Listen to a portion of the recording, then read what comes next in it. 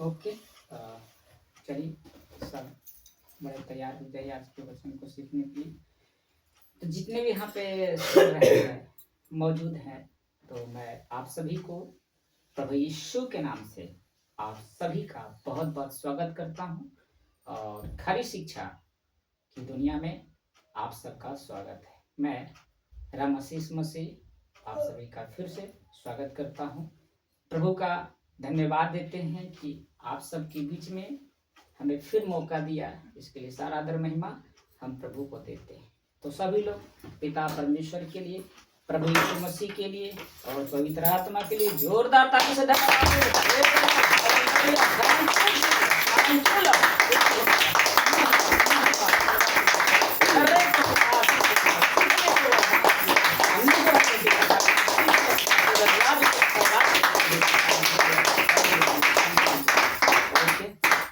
कैसा लग रहा है? बहुत अच्छा। अभी को अच्छा लग रहा है जी। तो आप सब प्रभु की भवन में है ना जी। अब आपको ये पता होनी चाहिए कि जो सर्वशक्तिमान परमेश्वर है, जो स्वर्ग उनका सिंहासन है, पृथ्वी उनकी चौकी है, अब वो सर्वशक्तिमान परमेश्वर हमारे अंदर है। वो सर्वशक्तिमान परमेश्वर कहाँ है? अंदर हमारे अंदर में। अब उस परमेश्वर को, उस प्रभु यीशु को बुलाने की जरूरत नहीं है। जैसे हम रोमियो 10:9 का अंगीकार करते हैं, मुख से, जीव से अंगीकार करते हैं, प्रभु जानकर, यीशु को प्रभु जानकर, उसी वक्त हमारा उद्धार हो जाता है। उसी वक्त वो सर्वशक्तिमान परमेश्वर आपके अंदर में आ जाता है। जब एक बार आपके अंदर वो आ जाता है, वो जाता नहीं है, वो सर्वदा के लिए आपके अंदर आ चुका है। कितने लोग इस बात को जानते हैं? बोला करिए, कितने लोग इस बात को जानते हैं? सब जानते हैं जी। तो हमें उनको बुलाने की जरूरत नहीं है। हम चलते फिरते मंदिर है खुदा का, हम ही मंदिर है, तो हम क्यों ढूंढेंगे, क्यों बुलाएंगे? वो तो हमारे अंदर है ना। इस चीज को समझना है। तो यहाँ पर जितने भी लोग, कितने लोग हैं जो प्रार्थना करते हैं? प्रार्थना, जो भी प्रार्थना करते सच्चे मन से बताइए कि हम प्रार्थना करते हैं। जी। सभी को पता है प्रार्थना जरूरी है। क्या है? जरूरी है। एक विश्वासी को जिसका उद्धार हो चुका है, उसको प्रार्थना बहुत ही इंपॉर्टेंट है। तो आज का जो हमारा विषय है, बड़े ध्यान से, और जितने भी इस YouTube पर इस वीडियो को अपलोड होगा, तो आप इस वीडियो को देखेंगे, बारीकी से समझेंगे प्रभु के राज्य के लिए। तो एक विश्वासी को प्रार्थना करने से पहले 3 बातें आपको जानना है। कितनी बातें? 3।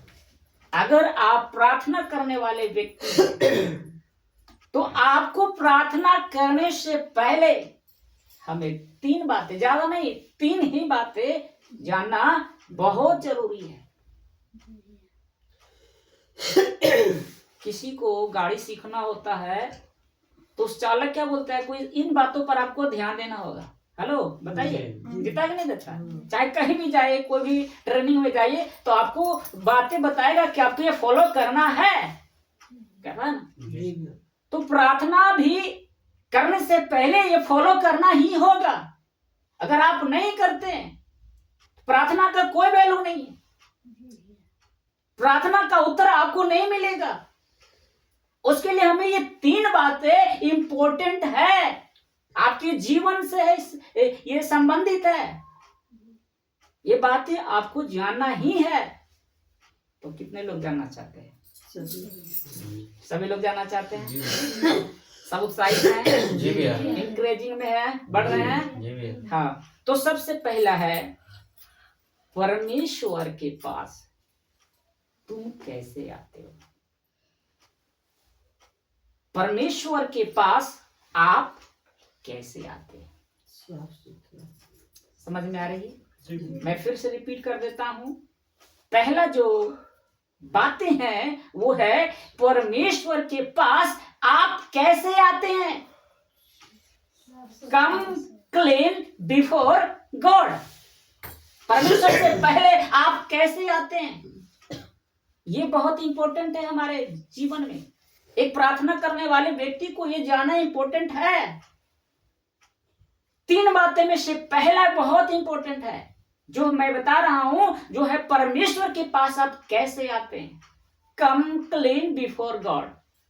आइए एक वचन हम देखेंगे, भजन संहिता उसका 15 अध्याय। 2 बुक हो गए मेरे पास भी। भजन संहिता उसका 15 अध्याय उसका पहला। पुराना नियम में आपको मिलेगा 15 का पहला। जुड़े रहें सभी लोग, ध्यान से समझे बात को। 15 का 1 से पढ़ें, थोड़ी आवाज में पढ़ेंगे। हे परमेश्वर, तेरे तंबू में कौन रहेगा? तेरे पवित्र पर्वत पर कौन बसने पाएगा? ये स्टेटमेंट राजा दाऊद का है। कहता है कि हे परमेश्वर, तेरे तंबू में कौन रहेगा? क्वेश्चन मार्क है। कौन रहेगा? जहां तू है ना वहां कौन रहेगा?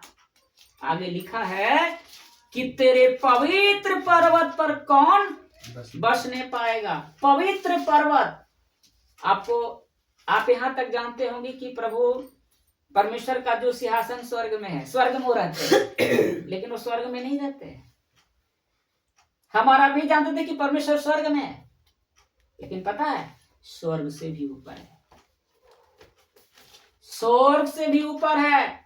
जो लिखा है पवित्र पर्वत, है ना लिखा हुआ पवित्र पर्वत, यानी उससे भी हमारा परमेश्वर है। वो तो सिंहासन है उनका, अब पृथ्वी उनकी चौकी है ना, वो उससे भी ऊपर है, जिसको कहते हैं पवित्र पर्वत। सोचिए वो कितना पवित्र है। इसलिए मैंने बोला कि कम क्लीन बिफोर गॉड। वो पवित्र है। आप उसके पास प्रार्थना करने आ रहे हैं तो क्लीन होना पड़ेगा ना, पवित्र होना पड़ेगा ना, तब तो आइए उसके पास, तब तो वो आपके पास रखेगा, आपकी बातों को समझेगा, सुनेगा और उसका उत्तर भी देगा। लेकिन हम क्लीन नहीं आते, साफ सुथरा प्रभु के बीच में नहीं आते, प्रभु सुनेगा? सुनेगा? इसी का दूसरा पढ़िए। वह जो खराई से चलता और धर्म के काम करता है और हृदय से सच बोलता है। बड़े ध्यान से समझिएगा दूसरा क्या लिखा है। देखिए आप समझिए इस वचन को। मौका नहीं मिलेगा, प्रभु ने आपको ये मौका दिया है सीखने का। रखिए ना, कोई दिक्कत नहीं, दूसरे भी देख लेंगे। वह जो खराई से चलता है, जो खराई से नहीं चलेगा, प्रभु उसकी प्रार्थना को उत्तर नहीं देगा। यहाँ साफ साफ लिखा, पहले तो बोला कि कौन बसेगा, तू पवित्र है, तेरे पास कौन आएगा। तो दूसरा वैसे ही लिख दिया, राजा दाऊद कहता है वही जो खराई से चलता और धर्म के काम करता हो। धर्म के काम क्या मतलब? परमेश्वर का काम करता हो, खराई से और सच्चाई से धर्म का काम करता हो और हृदय से सच बोलता। आपका परमेश्वर कहाँ वास करता है? कहाँ है आपका परमेश्वर? जो सर्वशक्तिमान परमेश्वर, जिसने ब्रह्मांड को बनाया, आकाश को चादर की तरह तान कर रखा, आओ वो परमेश्वर आपके अंदर है। तो अंदर से सच्चाई होनी चाहिए ना, सच निकालना नहीं चाहिए। मुंह से तो आदर कर रहे हैं, प्रभु धन्यवाद, प्रभु जानता है, धन्यवाद तू कर रहा है बेटा, लेकिन तेरे अंदर सच्चाई नहीं है, तेरे अंदर कुछ ना कुछ है। कैसा लग रहा है अभी तक बताइए सभी लोग? आवाज से बोलिए, कैसा लग रहा है? हृदय, आपका हृदय कैसा है? बहुत अच्छा। आपके चेहरे को नहीं देखता है परमेश्वर कि आप कितने अच्छे हैं, कपड़ा कितना अच्छा है ना, गहना कितना महंगा पहने हैं, परमेश्वर से कोई लेना देना उससे नहीं है। परमेश्वर को उसे तो मतलब है आपका हृदय, जिसने आपको सांसें दी है, आपको फूका है, रुआह फूका है, उसे मतलब उसको। तो आपको सच्चाई से निकलना चाहिए। अगर नहीं है तो परमेश्वर आपकी प्रार्थना नहीं सुनेगा। इसी का अगला वचन देखेंगे, पढ़िए। जो अपनी जीभ से निंदा नहीं करता और न अपने मित्र की बुराई करता और न अपने पड़ोसी की निंदा सुनता। अब राजा दाऊद कहता, पहले तो कहते सच्चाई से हृदय से सच बोलता है, उसके बाद क्या लिखा है? वो कहता है कि जो अपनी जीभ से निंदा नहीं करता। ये जो जीभ है ना, इस जीभ से किसी का भी निंदा ना करता हो। समझ में आ रही है? लेकिन ये जीभ से तो हम बहुत बातें बोलते हैं ना, ये जीभ से। लेकिन यहाँ लिखा है कि जो अपनी जीभ से निंदा नहीं करता और न अपने मित्र की बुराई करता। जो मित्र जो आपको दोस्त बनाया, आपको जिस जहां पर वो बैठा है, आपको उस लेवल पर बैठाया। हमको इस समस्या ने क्या बनाया? प्रभु ने मित्र बनाया। दास पहले थे, लेकिन वो मित्र बनाया। दास तो बैठ नहीं सकता ना, उसके सामने तो नहीं बैठ सकता ना। नौकर बैठेगा, मालिक के सामने बैठेगा, लेकिन उसने नौकर नहीं बनाया, आपको मित्र बनाया। उसने कहा कि जहां मैं हूं वहां तुमको भी रखूंगा। तो क्या ऐसे मित्र से हम बुराई करेंगे, जीभ से कुटिल बातें निकालेंगे, निंदा करेंगे और ना अपने पड़ोसी की निंदा ना सुनेंगे? समझ में आ रही है? आज का कैसा लग रहा है? बहुत अच्छा। ऐसी टीचिंग आपको मिलेगा नहीं। तो ऐसे टीचिंग सीखने के लिए यातना करना पड़ता है, उसके लिए उसके अनुसार चलना पड़ता है। खराई जो है ना, चलना पड़ेगा। इसलिए मैंने बताया कि आप परमेश्वर के पास कैसे आ रहे हैं। कम क्लीन बिफोर गॉड। गॉड से, परमेश्वर के पास आने से पहले आपको क्लीन होना पड़ेगा, साफ होना पड़ेगा, तब वो पड़ेगा। इसी का चौथा हम देखेंगे, पढ़े भैया चौथा। वह जिसकी दृष्टि में निकम्मा मनुष्य तुच्छ है और जो यहोवा के डरवैयों का आदर करता है, जो शपथ खाकर बदलता नहीं, चाहे हानि उठानी पड़े। अब अगला वर्ड में क्या कहता है? अगला पद में लिखा है कि वह जिसकी दृष्टि में निकम्मा मनुष्य तुच्छ है। किसकी दृष्टि में? उसकी दृष्टि में जो यहोवा के डरेवियों का आदर करता हो। यहोवा के डरेवियों यानी उसके भेजा हुआ दूत को, भेजा हुआ अगुआ को, भेजा हुआ पास्टर को, है ना, उसका आदर करता हो, जो शपथ खाकर बदलता नहीं, चाहे हानि भी उठाने पड़े उसको पूरा करना पड़ेगा। परमेश्वर यीशु, प्रभु यीशु ने कहा कि मैं अपने भेड़ों के लिए अपना जान देता हूं। क्या जान दिया कि नहीं दिया? हेलो बोलिए। दिया ना? कह तो दिया कि हम जान देंगे, लेकिन मुकर गया? नहीं। जान दिया ना? तो वही कह रहा है कि जो चाहे हानि भी उठाने पड़े तो बदलता नहीं है, हटता नहीं है पीछे। जब आप साथ दे रहे हैं तो उसमें हानि उठाने पड़े तो हम हानि उठाए भी पड़े, लेकिन हम उसका साथ दें। आज कितने लोग मसीह में हैं जो प्रभु का साथ दे रहे हैं, सब पीछे हट जाते हैं, बोलते हैं डर जाएगा, संसार पकड़ लेगा। अरे जब परमेश्वर साथ है तो हमें किसी से डरना है क्या? नहीं। अगला वाला चाहे विरोधी क्यों ना, शैतान के उसके सामने डरेंगे? उससे बड़ा हमारा परमेश्वर है ना, बनाने वाला परमेश्वर है, उसके पास दुष्ट है तो किसी से नहीं डरेंगे, पीछे हट जाएंगे। प्रभु ने कह दिया ना कभी नहीं कि हमें पीछे हानि भी उठाना पड़े फिर हम उठाएंगे। पीछे नहीं हटेंगे, क्योंकि हम किसके लिए कर रहे हैं? प्रभु के लिए कर रहे हैं, जिसने आपको बनाया है, आपको हर चीज आपके लिए दिया है। उससे डरना है, हमें सिर्फ डरना है उसका। अभी तक सब बताइए कैसा लग रहा है? बहुत अच्छा, जितने लोग सुन रहे हैं कैसा लग रहा है? बहुत अच्छा। इसी का पाठ पढ़ेंगे। जो अपना रुपया ब्याज पर नहीं देता और निर्दोष की हानि करने के लिए घूस नहीं लेता है। गॉड ब्लेस वाह यू। बेटा वाह। जो अपना रुपया ब्याज पर नहीं देता, समझ रहे हैं? अगर आपके पास पैसे है तो हम उसका ब्याज नहीं लेंगे, ना देंगे और ना लेंगे। अगर हमको मदद करनी है ऐसे मदद कर देंगे, हम ब्याज नहीं लेंगे, हम घूस नहीं लेंगे। अगर मेरे पैरवी है सपोज दैट, तो हम उसको ऐसे ही मदद कर देंगे, ना कि उससे घूस लेंगे। ये क्या है? अपराध है।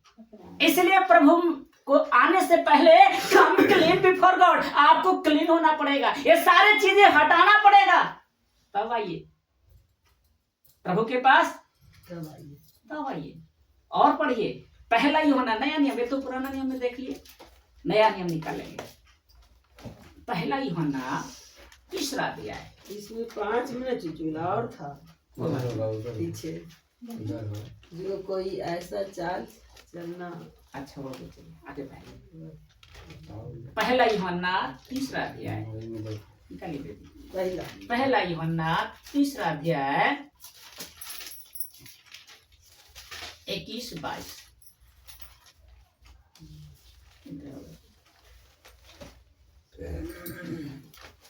पीछे जाओ, 335 है, पेज निकालो। 21-22 पहला यूहन्ना का क्या? 3 अध्याय 335 निकालिए ना। 21-22। हे प्रियो, यदि हमारा मन हमें दोष न दे तो हमें परमेश्वर के सामने हियाव होता है, और जो कुछ हम मांगते हैं वह हमें उससे मिलता है, क्योंकि हम उसकी आज्ञाओं को मानते हैं और जो उसे भाता है वही करता है। देखिए यहाँ पे समझिए, यूहन्ना लिखता है पत्री में 21 पद में लिखा है, उसमें कहता है कि हे प्रियो, वो आपको प्रियो बोल रहा है। यूहन्ना जो आपको दोस्त बोल रहा है, आपको प्रिय बोल रहा है ना। हे प्रियो, यदि हमारा मन हमें दोष ना दे, Praise the Lord, ध्यान दीजिएगा। हे प्रियो, यदि हमारा मन हमें दोष ना दे, आपका जो हृदय है वो कहे कि तू दोष नहीं, तेरे अंदर कोई गलती नहीं है, तब लिखा है वहां पर, ध्यान दीजिएगा, सब अपना बैठिएगा, तो हमें परमेश्वर के सामने ही आग होता है। जब हम परमेश्वर के सामने जाएंगे तो हमारा आत्मा गवाही दे रहा है कि तेरे अंदर कोई नहीं है, जाओ और तुम उससे बातें करो। ये आपके साथ जाएंगे ना? जी मेरा। डरेंगे नहीं। आदम डर गया था ना, जैसे परमेश्वर पुकारा वो डर गया। क्यों? क्योंकि उसके अंदर गलत था, पाप था। पाप रहेगा तब डर जाइएगा। अगर किसी ने पाप कर दिया, अगर मैं उस तरह का वचन बोलूंगा तो आपको धक से लगेगा, वहां पर आपको दिक्कतें पैदा कर देगा, आपका आत्मा गवाही देगा, देख तू गलत है, नहीं होगा काम। वह आत्मा तुरंत आपको मरने पर मजबूर कर देगा, तो यहाँ गलत है। इसलिए वो कहता है कि यदि हमारा मन हमें दोष ना दे, अगर हमारा हृदय दोष ना देगा तो हमें हियाव होगा बोलने में, प्रार्थना करने में, चाहे कोई भी हो, हमें डरेंगे नहीं। इसी का 22 कहता है, और जो कुछ हम मांगते हैं वो हमें उससे मिलता है। किससे? प्रभु से। जो कुछ हम मांगते हैं वो हमें देता है, और यहाँ पर लिखा है क्योंकि हम उसकी आज्ञाओं को मानते हैं, जो उसे भाता है वही करता है। आज्ञा, अगर आप आज्ञा नहीं मानते, अदन की वाटिका से आदम हवा को क्यों निकाला मालूम है? क्योंकि वो आज्ञाकारी नहीं बना।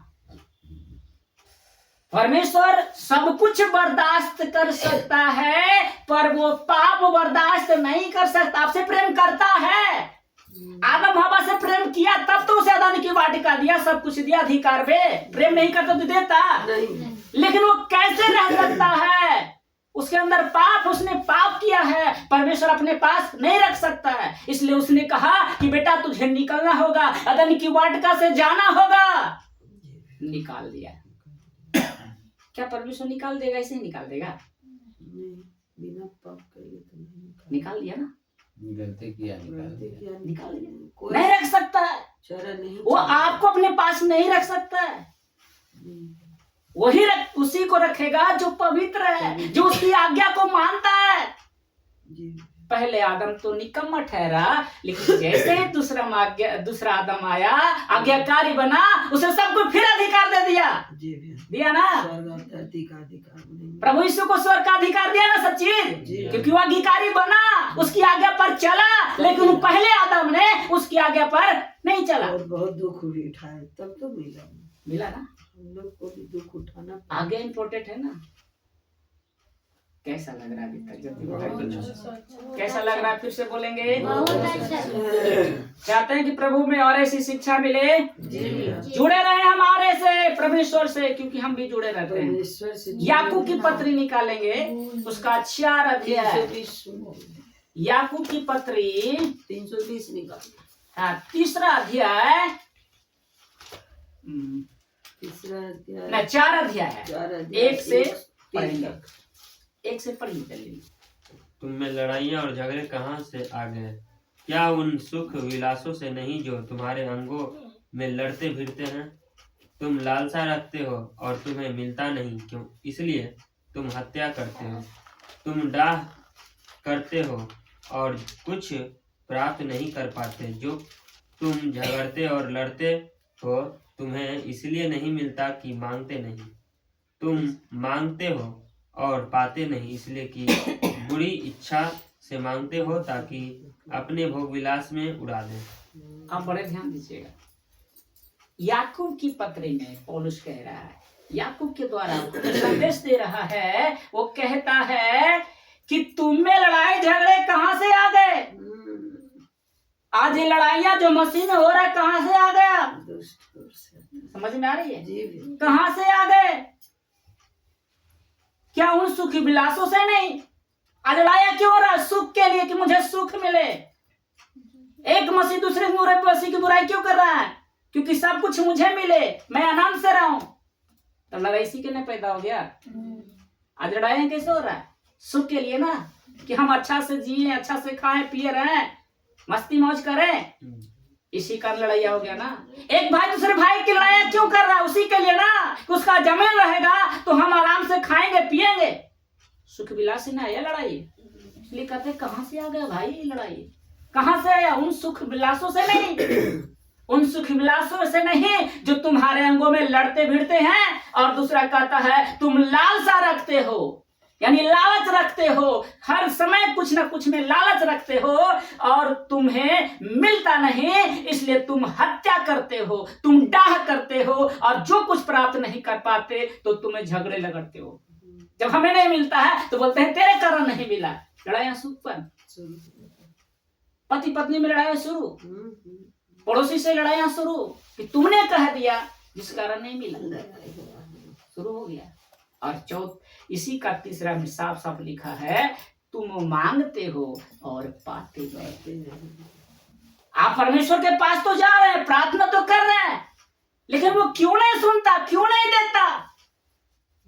यहाँ लिखा है साफ साफ, तुम मांगते हो और पाते नहीं, इसलिए कि इच्छा, बुरी इच्छा से मांगते हो। उसमें स्वार्थी होता है, उस प्रार्थना में स्वार्थी होता है। अब प्रभु स्वार्थी नहीं है, वो सबको एक समान देखता है और सब एक समान देता है, वो स्वार्थी नहीं है। अगर स्वार्थी होता हमारा परमेश्वर तो क्या हमारे अपने इकलौते पुत्र को दे देता? नहीं देते, है ना। कभी मर रहा हमारा, लेकिन अपने बच्चे को कैसे दे सकूंगा? आप दूसरे के लिए अपने बच्चे को कुर्बान देंगे? नहीं दे सकते, नहीं देंगे। लेकिन उन्होंने दिया क्योंकि वो आपसे प्रेम करता है, वो आपको बनाया है, प्रेम करते थे। इसको ध्यान में रखिए। इसलिए वो कहता तुम मांगते हो और पाते नहीं, इसलिए कि बुरी इच्छा से मांगते हो ताकि अपने भोग विलास में उड़ा दो। संसार में फिर वही नशा, फिर पैसा रहने के बाद, फिर ध्यान में करते पैसा रहने के बाद घमंड आ जाएगा, आप बात नहीं करोगे, उड़ा देंगे। उड़ाओ पुत्र की कहानी सब जानते हैं। जी कितने लोग जानते उड़ाओ पुत्र का? उड़ाओ पुत्र क्या किया? अपने पिता से अपना हिस्सा मांगा कि पिताजी मेरा हिस्सा दे दो, मेरा हिस्सा। तो पिता बोलता है बेटे तू हिस्से की बात कर रहा है, कौन से हिस्सा? सब तो तेरा ही है। बोला नहीं नहीं, मेरा हिस्सा मुझे चाहिए। बांट के दे देती है। क्यों मांगा मालूम है? सुख विलास के लिए, मस्ती मौज करने के लिए। क्योंकि पिता के पास है तो गलत काम में नहीं देगा ना वो। नहीं देगा।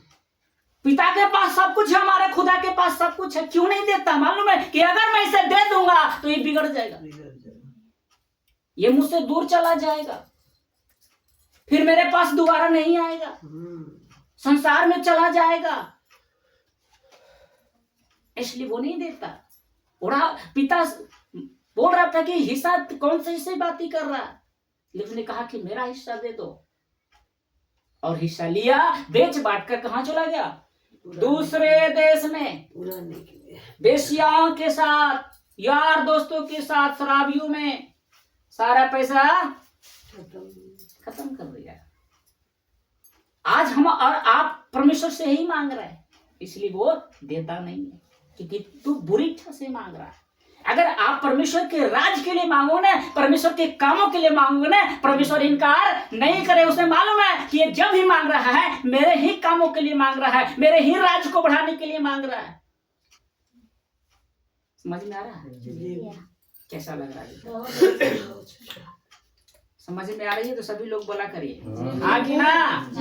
आवाज बोलिए हाँ कि ना। हाँ। परमेश्वर से आप मांगते, क्यों नहीं देता है? क्या हमारा परमेश्वर का हाथ छोटा हो गया? नहीं। क्या वो बहरा हो गया? नहीं। बहरा तो यशाया पुराना नियम, यशाया पुस्तक है, पुराना नियम, उसका 59 अध्याय, 800 अध्याय 59 अध्याय 1 से पढ़ेंगे, शांति बनाएंगे। सुनो, यहोवा का हाथ ऐसा छोटा नहीं हो गया कि उद्धार ना कर सके, न वह ऐसा बहरा हो गया है कि सुन न सके, परंतु तुम्हारे अधर्म के कामों ने तुमको तुम्हारे परमेश्वर से अलग कर दिया है, और तुम्हारे पापों के कारण उसका मुंह तुमसे ऐसा छिप गया है कि वह नहीं सुनता। समझ में आया? बस बस शांति दीजिएगा, वचन पर ध्यान दीजिएगा। देखिए कथा सुनो, ये किसका स्टेटमेंट है? यशाया भविष्यवक्ता का, जो परमेश्वर का प्रोफेट है, उसका दास है। वो लिखा है कि सुनो, जितने इस वक्त हैं सुनो, यहोवा का हाथ ऐसा छोटा नहीं हो गया। आपका जो पिता का हाथ छोटा नहीं है कि आपको आशीष ना दे सके, आपको चंगाई ना कर सके, आपको ब्लेसिंग ना दे सके। ऐसा हमारा पिता का हाथ छोटा नहीं है। ना वो कैसे क्या कर रहा है, ना वो बहरा है, और वो मूर्ति वाला नहीं है जिसके सामने तो सिर झुकाते हैं लेकिन वो देख नहीं सकता है, सुन नहीं सकता है और ना बोल सकता है। लेकिन हमारा पिता एक ऐसा है, वो सुन सकता है, वो देख सकता है और बोल भी सकता है। चुप क्यों है? आप उसके पास जा रहे हैं, चुप क्यों है वो? क्योंकि वो मूर्ति, क्या मूर्ति वाला परमेश्वर है? पत्थर हो गया। कैसे? मैं परमेश्वर की बातें कर रहा हूं। आप परमेश्वर के पास जा रहे हैं, प्रार्थना कर रहे हैं, वो क्यों सुन नहीं रहा? वो क्यों नहीं बोल रहा है? क्योंकि वो लिखा है कि परंतु तुम्हारे अधर्म के कामों ने, जो आपने पाप किया है, जो गलत कर रहा है, उसके कामों के कारण उसका जो तुम्हारा जो परमेश्वर है वो तुम्हारे अलग हो गया, क्योंकि तुम्हारे पापों के कारण उसका मुंह तुमसे ऐसा छिप गया। आपको मालूम होगा, प्रभु यीशु को जब क्रूस पे चढ़ाया जा रहा था तो प्रभु यीशु ने एक शब्द बोला, लमा लमा शब्द कीनी। इसका मतलब होता है कि हे परमेश्वर, तूने मुझे क्यों छोड़ दिया? वो पुत्र जो सर्वदा अपने पिता के साथ रहता था, और वही पिता उसे 6.5 घंटा कितना के आसपास उसे छोड़ दिया, उसे क्रूस पर लटकते हुए। वही पर पुत्र कहता है, वही परमेश्वर के पुत्र अपने पिता से कहता है कि तूने मुझे क्यों छोड़ दिया? परमेश्वर ने कहा, बेटा तू पाप से ग्रसित हो गया है, संसार का पाप तेरे ऊपर आ गया है, मैं तुझे नहीं रख सकता हूं।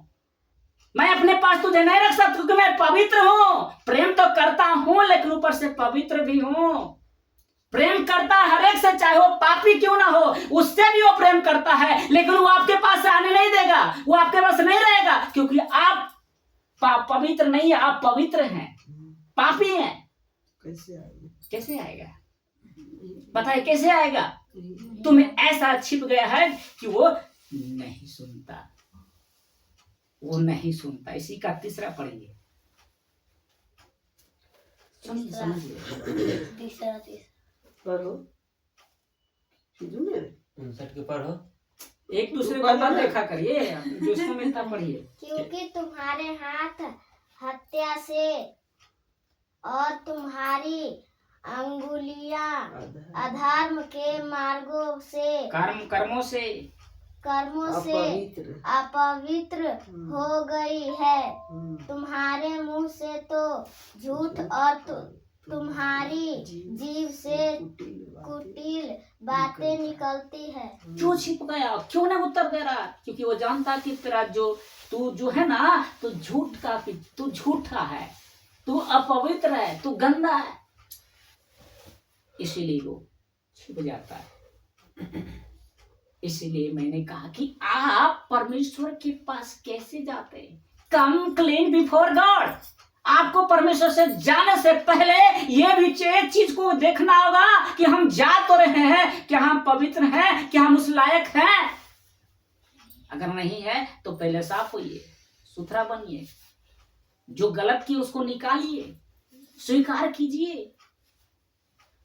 आप स्वीकार नहीं करते हैं, यही तो गलती है। आदम को परमेश्वर ने पूछा कि तूने क्यों फल खाया? मैंने तुझे मना किया था ना बेटे। तो आदम कहता कि मैं नहीं, तूने ही तो भेजा था इस औरत को, यही तो खिला दिया। और खुद परमेश्वर को गला ठहरा दे कि तेरी गलती है, तू क्यों दिया इस औरत को? तेरी गलती है ना, मैंने मांगा था। आदम कहा ना कि मैंने मांगा था इसको, तूने दिया ना, गलती तो तेरी है ना। आज यही हम करते हैं, खुदा को कहते हैं कि तेरी गलती है ना, स्वीकार नहीं करते। तो कैसे वो आपको उत्तर देगा, कैसे आपको बोलेगा? समझ में आ रहा है? जी। अगर समझ गए तो समझ जाइए कि हम कैसे जाना है परमेश्वर के पास। प्रार्थना तो सब घड़ी करते हैं, हर समय करते हैं, लेकिन यही चीज तो नहीं है। पहली ही बात तो हमें नहीं पता है कि हम उसके पास जाने से पहले क्या करना है। कम क्लीन बिफोर गॉड करना है, हम उसके पास साफ सुथरा जाना है। और निकालेंगे एक वचन और देखेंगे, पहला तीमुथियुस दूसरा अध्याय उसका 8। पहला तीमुथियुस दूसरा अध्याय उसका 8 नया नियम में मिलेगा। पहला तीमुथियुस दूसरा अध्याय उसका 8। Praise the Lord, hallelujah. निकाले पहला तीमुथियुस दूसरा अध्याय और उसका 8, पेज नंबर है 290। इसलिए मैं चाहता हूँ कि हर जगह पुरुष बिना क्रोध और विवाद के पवित्र हाथों को उठाकर प्रार्थना किया करें। अब देखिए क्या लिखा है। इसलिए मैं चाहता हूँ, कौन? पौलुस तीमुथियुस को पत्र लिख रहा, उसको कह रहा, उस कलीसियाओं से कह रहा है कि इसलिए मैं चाहता हूं। पौलुस चाहता है कि हर जगह पुरुष बिना क्रोध, ये पुरुष की बात है, और ये बिना क्रोध और विवाद के पवित्र हाथों को उठाकर प्रार्थना किया करे। बिना गुस्सा के, बिना विवाद के आपको खुदा के सामने आकर क्या करना है? हाथों को उठाकर प्रार्थना करना है। क्रोध कर परमेश्वर के पास नहीं है, विवाद करके परमेश्वर के पास जाकर प्रार्थना मत कीजिए। झगड़ा करके, लड़ाई करके, कोई भी पाप करके परमेश्वर के पास जाकर प्रार्थना मत कीजिए। इसलिए वो लिखा है कि मैं चाहता हूं कि हर जगह पुरुष बिना क्रोध विवाद के पवित्र हाथों उठाकर, हाथों को पवित्र करके हमें प्रार्थना करना है। पहला पत्रस तीसरा अध्याय उसका 7। फास्ट चलेंगे क्योंकि समय जाता रह रहा है। पहला पत्रस तीसरा अध्याय उसका 7, तीसरा अध्याय उसका 7, पेज नंबर 326। तीसरा अध्याय का भैया 7। वैसे ही हे पतियों, तुम भी बुद्धिमानी से पत्नियों के साथ जीवन निर्वाह करो और स्त्री को निर्बल पात्र जानकर उसका आदर करो, यह समझकर कि हम दोनों जीवन के वरदान के वारिस हैं, जिससे तुम्हारी प्रार्थना रुक न जाए। यहाँ कॉन्टेक्स्ट में कौन है? पति पत्नी। यहाँ कॉन्टेक्स्ट में है जो है पति पत्नी। पति से कहा जा रहा है, यहाँ पर पत्रस लिख रहा है कि वैसे ही हे पतियों, उसको उठाइए, हे पतियों, बड़े ध्यान से समझिएगा, हे पतियों तुम भी बुद्धिमानी से पत्नी के साथ जीवन निर्वाह करो। अपनी पत्नी से आपको जीवन भर रहना है, तो बुद्धिमान बनकर, निर्बुद्धि बनकर नहीं, बुद्धिमान बनकर अपनी पत्नी के साथ जीवन निर्वाह कर। और लिखा है, और स्त्री को निर्बल पात्र जानकर, यानी उसको बेकार समझकर नहीं, उसको कमजोर समझकर नहीं। समझ में आ रही है?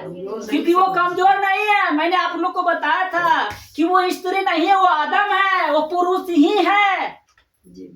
जो स्त्री है वो पुरुष है। क्योंकि ये नॉलेज आप लोग को नहीं मिला हो, लेकिन मैंने बाइबल कॉलेज में गया तो मैंने इस चीज को सीखा, वो पुरुष ही है।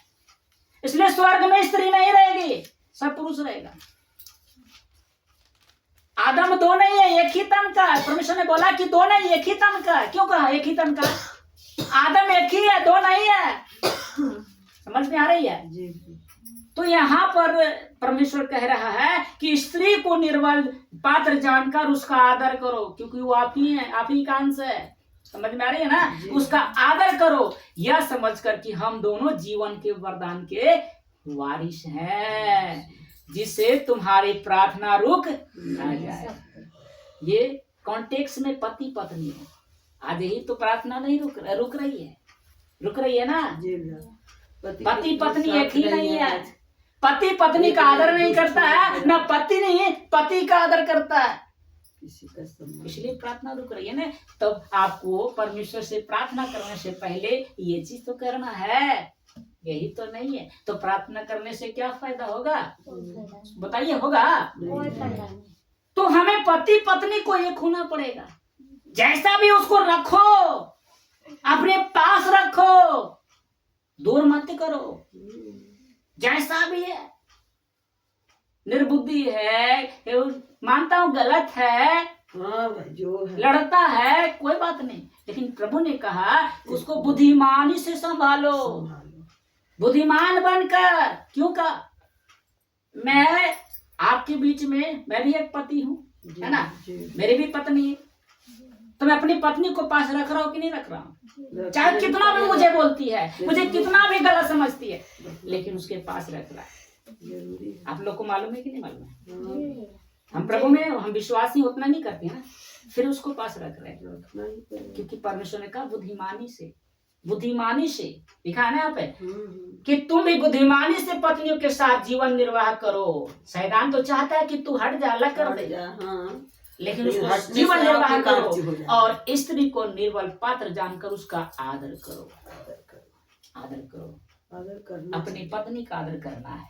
जितने भी जो पति पत्नी यहाँ पे हैं, एक दूसरे का आदर कीजिए। पत्नी के आदर न पत्नियों को होना चाहिए, दोनों को आदर करना है। पति पत्नी का आदर करे, पत्नी पति का आदर करे, दोनों एक समान बने। मैं कह रहा हूँ इस चीज को समझिए। आवश्यक परमेश्वर हम दोनों को बनाया है, इसलिए वो कहता है कि हम जीवन के वारिस हैं, पति पत्नी। आदम हवा को बनाने का मकसद क्या था? यही था ना, एक बन के रहो। एक ही तो नहीं है। तो आप परमेश्वर से प्रार्थना कर रहे हैं तो कैसे सुनेगा? बोलेगा बेटा जा ना, पहले उसको ठीक करना। अरे बेटा जा, उसको पहले ठीक कर, तब तू मेरे पास आना। हम चले आ जा रहे हैं, पिता कह रहे जा पहले उसे मेल मिलाप कर, अपनी पत्नी को बुद्धिमानी से रख, पास ला। हम नहीं जा रहे, प्रार्थना कर रहे, सुनेगा? कैसा लग रहा है? बहुत ऐसा साथी से अलग रह के कोई ये जो वचन मिल रहा है कहीं मिलेगा आपको?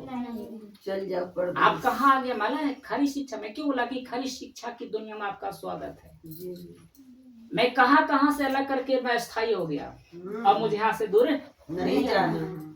अब ये परमेश्वर मुझे मंजिल मिल गया, मैंने उस धन को खोज लिया। मैंने बताया था छिपा हुआ गुप्त धन हमें मिल चुका है, चाहे बेचने भी पड़े ना तो हम उसे खरीदने के लिए उसको बेच देंगे, लेकिन उसको हम खरीद लेंगे। इसलिए मैं खरीद लिया हूँ, जो कुछ होता है उसको बेच देता हूँ, पैसे दे देता हूँ उसको लिए, क्योंकि मुझे चाहिए, क्योंकि मालूम है कि ये हमारा जीवन है। अभी तक कैसा लग रहा है? बहुत अच्छा। आनंदित है ना? जी मत्ती रचित सुसमाचार उसका 12 अध्याय है, उसका 45। मत्ती रचित सुसमाचार उसका 12 अध्याय उसका 45 मत्ती 12 का 45 पढ़िए जल्दी। 12 का भैया 45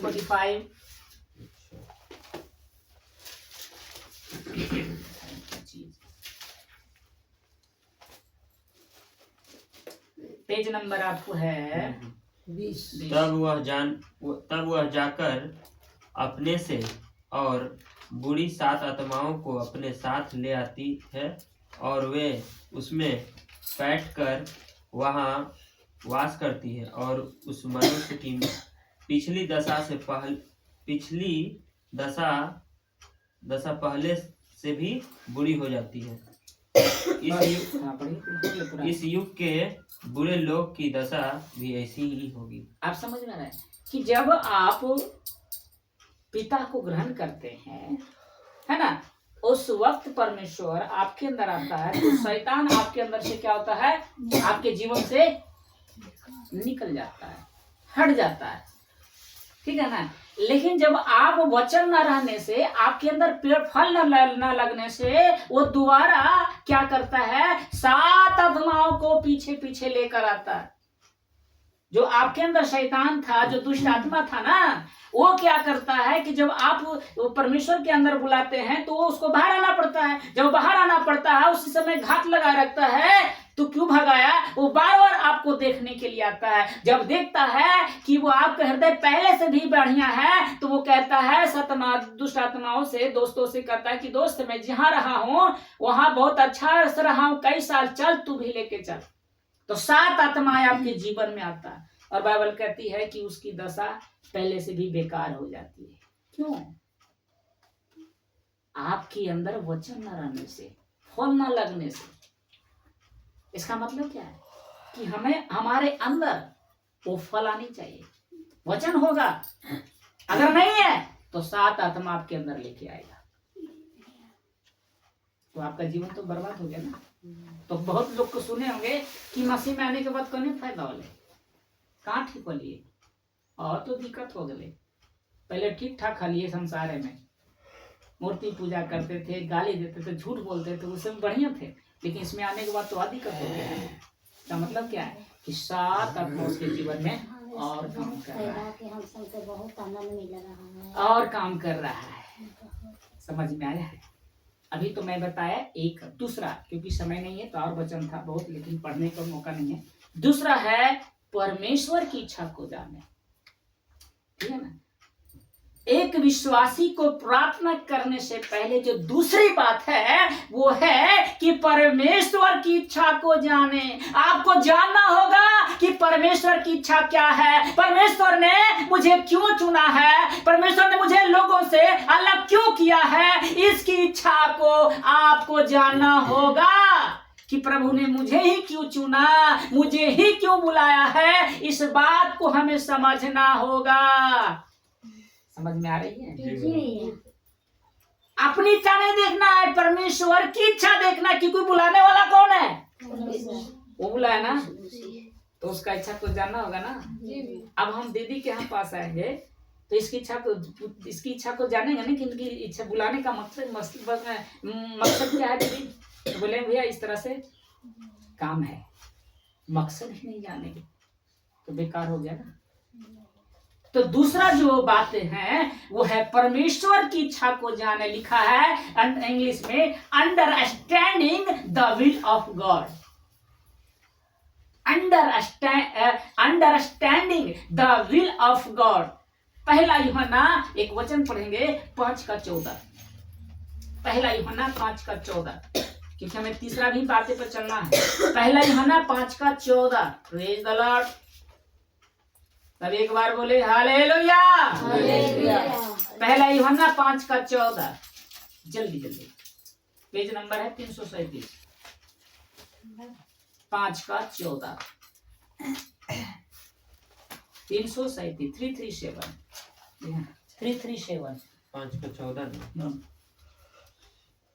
और हमें उसके सामने जो हियाव होता है वह यह है कि यदि हम उसकी इच्छा के अनुसार कुछ मांगते हैं तो वह हमारी सुनता है। अब देखिए साफ सब लिख दिया है, बड़े ध्यान से समझिएगा।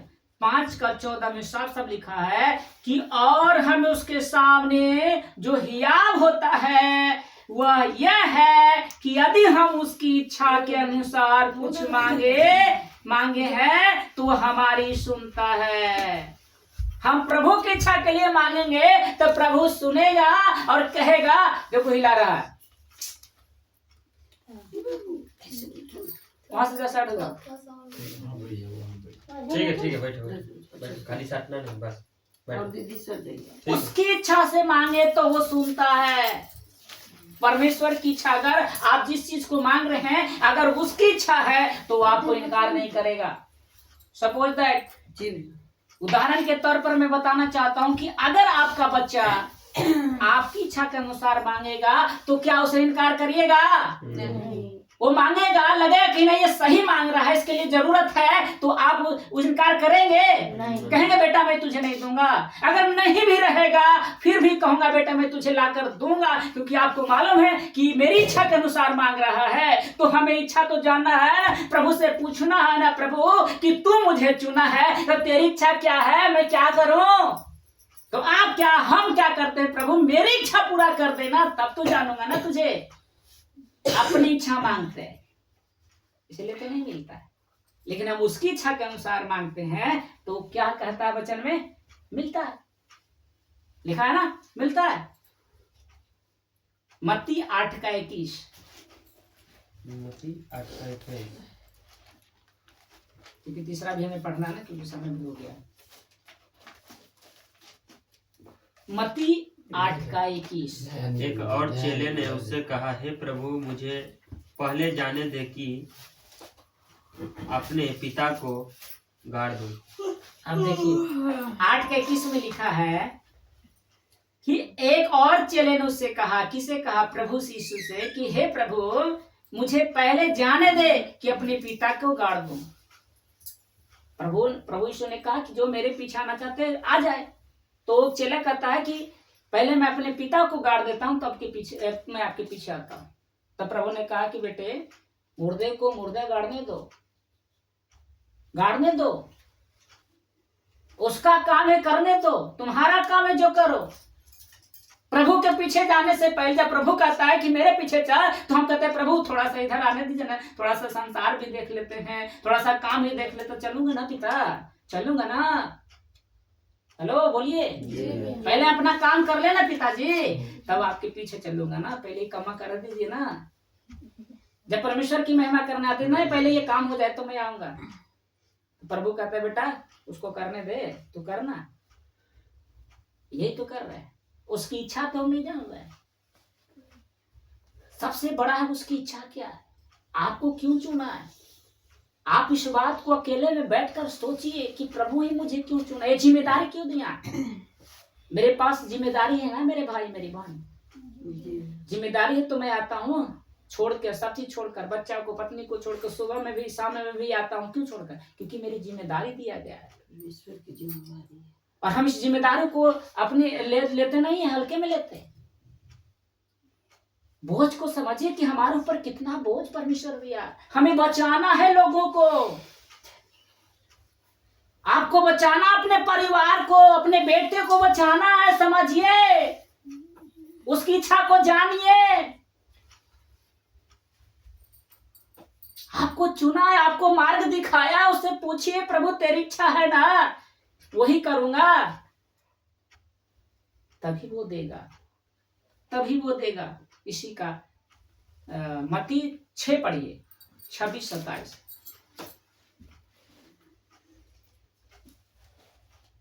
पीछे आ जाइए 6 का।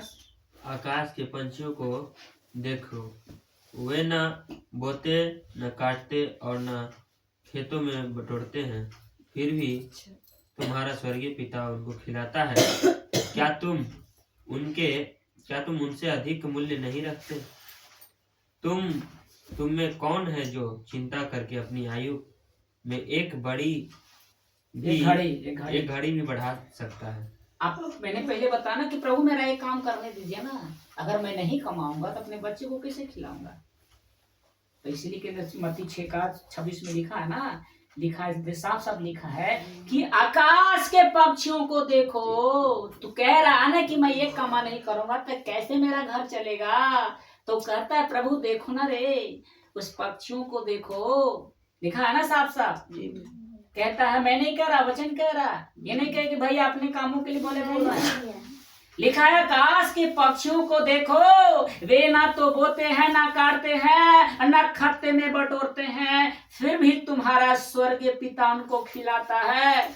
फिर उसे खिलाता है जिसका कोई अस्तित्व नहीं है, उसको आज खा रहा है कल सोचना पड़ता है, फिर वो चिंता नहीं करता है। उससे अधिक मूल तो मनुष्य है। समझ में आ रही है? जी भैया। वो चिंता नहीं करता और हम उससे बढ़कर हैं। प्रभु ने हमें सब कुछ अधिकार दिया है, फिर भी चिंता करते हैं कैसे खाएंगे भैया, कैसे होते ही कमा। प्रभु कहता है बेटा देखो, उसको देखना, पक्षी को देख ले। और 27 में लिखा है तुम में से कौन है जो चिंता करके अपनी आयु में एक घड़ी बढ़ा सकता है? आप चिंता में बैठे हैं कि मैं एक काम कैसे करूं, मेरा परिवार कैसे, मेरी नौकरी कैसे लेगा। आपका आयु बढ़ा लीजिएगा चिंता करके? क्या चिंता करके आपका घर का पूरा परिवार चल जाएगा? तो क्यों चिंता कर रहा है? यही तो प्रभु का कहना है कि तू क्यों चिंता कर रहा है? कोई फायदा है चिंता करने से? चिंता से एक आयु भी हम नहीं बढ़ा सकते हैं। भजन में है ना, एक पल भी चिंता से आयु बढ़े ना, दुखी होने से कोई काम बने ना। समझ में आ रहा है? इससे करने से कोई फायदा नहीं है। चिंता को, टेंशन को पेंशन दे देना है। प्रभु की इच्छा को पूरा करेंगे। मत्ती का 6:33 कहता है, इसलिए पहले तुम उसके राज और धर्म की खोज करो तो ये सब वस्तुएं तुम्हें मिल जाएंगी। खाने का, पीने का, रहने का सब कुछ प्रभु क्या करेगा? आपको देगा। आप अपने मकसद को समझिए कि प्रभु ने मुझे चुना, इसलिए बहुत बड़ा कारण है, योजना है मुझे चुनने का, क्योंकि वो परमेश्वर चाहता है कि तेरे द्वारा लोगों को बचाया जाए। मूसा को चुना 6 लाख इस्राएलियों के लिए, आज हमें चुना है पूरे संसार को बचाना है। वो 6 लाख का बोझ था ना मूसा के पास, आज पूरी दुनिया का बोझ हमारे ऊपर है। सोचिए तो कितना हमें उसकी इच्छा को जानना होगा, उसके कितने बताए मार्ग पर चलना होगा। यही तो हम नहीं कर रहे हैं, करना होगा। मत्ती 6:30 पढ़िए, फिर 32 मत्ती 6:30। इसीलिए जब परमेश्वर वस्त्र पहने हुए न था, इसलिए जब परमेश्वर मैदान की घास को जो आज है और कल भाड़ में झोंकी जाएगी ऐसा वस्त्र पहनता है, तो हे अल्पविश्वासियों तुमको वह इनसे बढ़कर क्यों न पहनाए। वो आप जो चिंता करता है, जो ऐसे लोग हैं, उसको कहता है हे अल्पविश्वासी। प्रभु कहता है हे अल्पविश्वासी, यानी आधा संसार उसको अल्पविश्वास कहा जाता है। यानी आपको विश्वास परमेश्वर पर है ही नहीं, आप नहीं चाहते, आपका विश्वास ही नहीं कि अगर हम प्रभु के काम करते हैं तो मेरा काम ये होवे नहीं करेगा, मैं अपने बच्चे को कैसे खिलाऊंगा, कैसे रोजी रोजगार करूंगा, ये आपके ऊपर डिपेंड करता है। आपको विश्वास नहीं, इसलिए उसने कहता है कि हे अल्पविश्वासी, उस घास को देखो ना, पेड़ को देखो ना। 32 क्योंकि अन्य जातियां इन सब वस्तुओं की खोज में रहते हैं, पर तुम्हारा स्वर्गीय पिता जानता है कि तुम्हें इन सब वस्तुओं की आवश्यकता है। क्योंकि अन्य जाति, किसकी अन्य जाति? जो प्रभु को नहीं जानते। आप तो प्रभु को देखे हैं ना भाई, सभी लोग बोलिए चमत्कार देखे प्रभु का, जीवन में देखें कैसा अद्भुत काम किया। अभी गवाही सुने थे ना, कैसे प्रभु उसे दुगना दिया, यही कुड़कुड़ाने लगते, इतना मेहनत लाए नहीं बिका। भरोसा रखिए, आप परमेश्वर के बंदे हैं, सर्वशक्तिमान परमेश्वर के बेटा बेटी हैं। वो आपको छोड़ेगा नहीं जब चुना है, वो आपकी हर इच्छा को पूरा करेगा। बस उसकी इच्छा को आपको पूरा करना है। आपको बस परमेश्वर की इच्छा बोलना, पिता मैं आज क्या करूं, बता, आज तू बता। हम लोग सप्ताह में एक दिन भी प्रभु को समय नहीं दे रहे, नहीं देते। एक दिन में 1 घंटा प्रभु को संगति में समय नहीं दे रहे। और शैतान का यही कारण कि आपको इतना काम उलझा देगा, इतना कर देगा, कहिएगा कि मेरे पास जीवन में कभी छुट्टी टाइम नहीं है। आप कहिएगा कि भाई मेरे पास टाइम ही नहीं है, मैं कैसे आऊंगा। लेकिन इसका नुकसान कब दिखाई देगा, जब इस पृथ्वी से चले जाओगे, वहाँ नुकसान ही नुकसान है। यहाँ का कमाया यही रह गया। यहाँ नुकसान ठीक है, चलो 2 पैसा 10 पैसा नुकसान हो जाता है, 10 लाख 20 लाख कोई बात नहीं, लेकिन वहाँ का नुकसान नहीं होना चाहिए। अगर वो नुकसान हो गया तो फिर आपका मसीह माइनस 50 लाख भी नुकसान हो जाए तो मसीह का कोई फायदा नहीं है, मसीह का कोई फायदा नहीं। अब है तीसरा और अंतिम है। तीसरा है बातें, जो तीसरी बातें वो है प्रभु सब कुछ कर सकता है। प्रभु सब कुछ, जो आपका प्रभु यीशु है ना, कुछ भी कर सकता है आपके लिए, वो कुछ भी कर सकता है। आपके लिए क्या किया, अपने इकलौते बेटों को मार दिया आपको बचाने के लिए, आपको पाने के लिए उसने सब कुछ कुर्बान कर दिया, एक एक कतरा लो बहा दिया अपने बेटे का। सब कुछ कर सकता है। एक वचन हम देखेंगे, यहोशू पुराना नियम 10:13, यहोशू पुराना नियम 10:13, यहोशू 10:13, पेज नंबर आपको बता देता हूँ, 273 पुराना नियम 273 273 13 लिखा है, और सूर्य उस समय तक थमा रहा, मालूम है, और चंद्रमा उस समय तक ठहरा रहा जब तक उस जाति के लोगों ने अपने शत्रु को बदला ना लिया। और लिखा है, क्या यह बात यशायाह नामक पुस्तक में भी नहीं लिखी कि सूर्य आकाश मंडल के बीचों बीच में ठहरा रहा और लगभग 4 पहर दिन तक डूबा रहा। परमेश्वर रात को भी चंद्र सूरज उगाता रहा, क्योंकि परमेश्वर के लिए कुछ काम कठिन नहीं है, कुछ भी काम उसके लिए कोई दिक्कत वाली बात नहीं है, वो कुछ भी कर सकता है। समझ में आ रहा है? आप प्रभु को नहीं समझ रहे, वो कुछ भी आपके लिए कर जाएगा। अगर आप 3 बातें में से 2 बातें आप कर लिए, तीसरा बात कब होगा? ये 2 बातें जो आपने सीखा कि परमेश्वर के पास हम कैसे आते हैं, दूसरा में मैंने सीखा कि उसकी इच्छा क्या है, उसकी इच्छा के अनुसार मांगते हैं, तो वो आपके लिए कुछ भी कर सकता है। अगर आपको कुछ भी अगर दिक्कत है तो आपको पाने के लिए इसी को भेज सकता है, आपकी पूर्ति करने के लिए इसी को भी भेज देगा आपके पास में। समझ रहे हैं? अगर कोई परेशानी है, अगर आप परमेश्वर की इच्छा के अनुसार कर लिए हैं तो आपको उसे दे देगा, चाहे पैसे की जरूरत क्यों ना हो, किसी के द्वारा आप तक पहुंच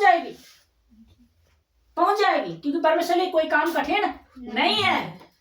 और आगे में देखेंगे, यहाँ पे लिखा है कि नहीं जानते थे कि प्रभु कर सकता है। दूसरा राजा 6:17, ये सब पुराना नियम का है। दूसरा राजा 6:17, जल्दी जल्दी हम लोग आगे बढ़ेंगे क्योंकि समय ज्यादा होगा। 6:17, तब एलीशा ने यह प्रार्थना की, हे यहोवा इसकी आंखें खोल दे कि यह देख सके। तब यहोवा ने सेवक की आंखें खोल दी, और जब वह देख सका तब क्या देखा कि एलीशा के चारों ओर एक पहाड़ अग्निमय घोड़ों और रथों से भरा हुआ। देखिए एलीशा ने यह प्रार्थना की, क्या कि हे यहोवा उसकी आंखें खोल दे कि वो देख सके।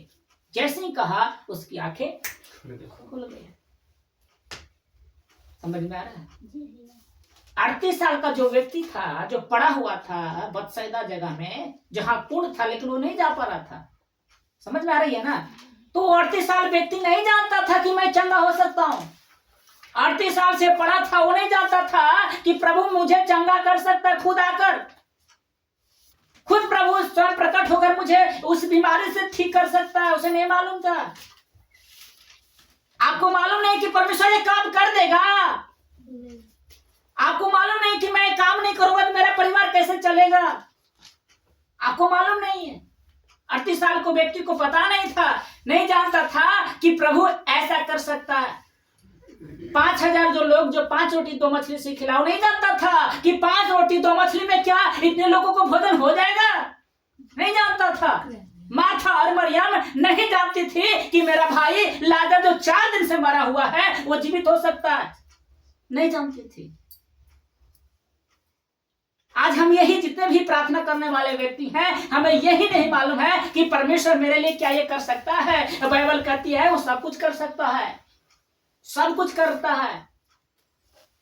प्रार्थना का प्रभाव से सब कुछ हो सकता है। लिखा याकूब 5:16-17 में कि वो कुछ भी कर सकता है,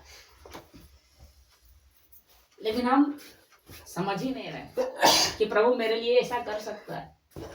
क्या आपको मालूम था कि मेरा उद्धार हो सकता है? हम स्वर्ग जाएंगे, मालूम था हम लोग को? लेकिन आज प्रभु ने उद्धार किया ना जी। आज हमारा स्वर्ग में घर है ना, एक एक का घर है कि नहीं स्वर्ग में? हमें नहीं मालूम था, लेकिन प्रभु किया ना, प्रभु किया ना। हम कहाँ थे? पाप के दलदल में, कीचड़ में थे, कभी निकाल सकते थे? नहीं निकलते थे।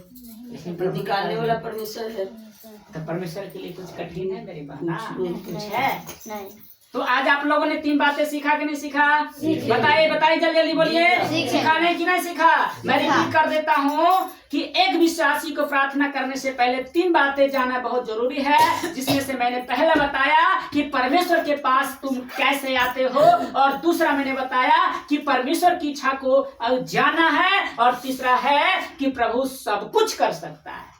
कैसा लगा आज का वचन? बहुत अच्छा। कैसा लगा? बहुत अच्छा। प्रभु यीशु मसीह के नाम से आप सबको बहुत बहुत आशीष। God bless you. तो सभी लोग पिता परमेश्वर के प्रभु यीशु मसीह के लिए और पवित्र आत्मा के लिए जोरदार ताली।